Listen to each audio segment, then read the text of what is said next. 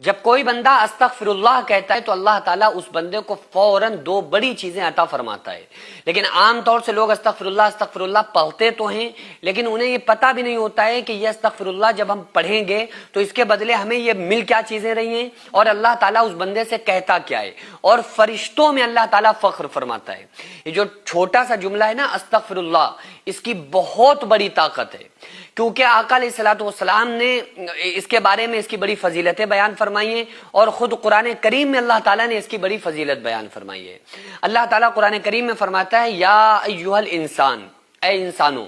اس میں اللہ تعالیٰ نے کسی خاص مسلمان کو، مومن کو، نیکوں کو، نمازیوں کو مخاطب نہیں کیا ہے، مخاطب نہیں کیا، پکارا نہیں ہے، بلکہ اللہ تعالیٰ نے ہر انسان کو، گناہگاروں کو، خطا کاروں کو، مکار بے نمازیوں کو، سب کو اللہ تعالیٰ نے کہا ہے. اور کیا کہا؟ یا ایھا الانسان، اے انسانوں، ما غرک بربک الکریم، تمہیں اپنے رب کریم کے بارے میں کس نے دھوکے میں ڈال دیا، یعنی تم اللہ سے دور کیسے ہو گئے. اور جب کوئی بندہ استغفراللہ پڑھتا ہے تو اللہ تبارک و تعالیٰ فرشتوں میں فخر فرماتا ہے اور فرشتوں سے کہتا ہے اے فرشتوں دیکھو، ہمارا بندہ ہم سے معافی طلب کر رہا ہے، ہمارا بندہ ہم سے بخشش طلب کر رہا ہے.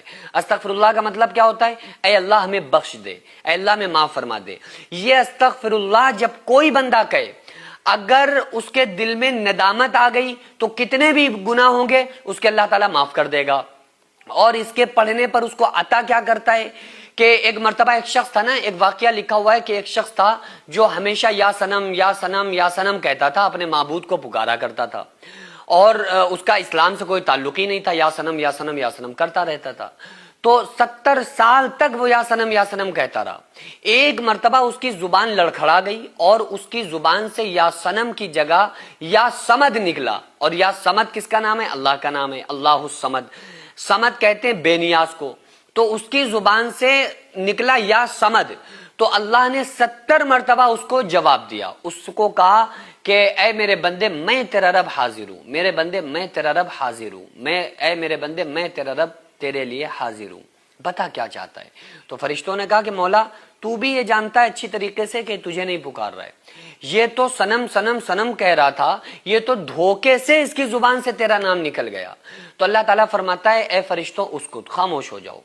اس نے بھلے دھوکے سے ہی صحیح لیکن پکارا تو مجھے ہے نا، اپنے رب کو پکارا ہے نا. 70 سال یہ جس کو پکارتا رہا اس نے تو کوئی جواب نہ دیا. اگر میں بھی اس کو جواب نہ دیتا تو مجھ میں اس میں کیا فرق یہ سمجھتا.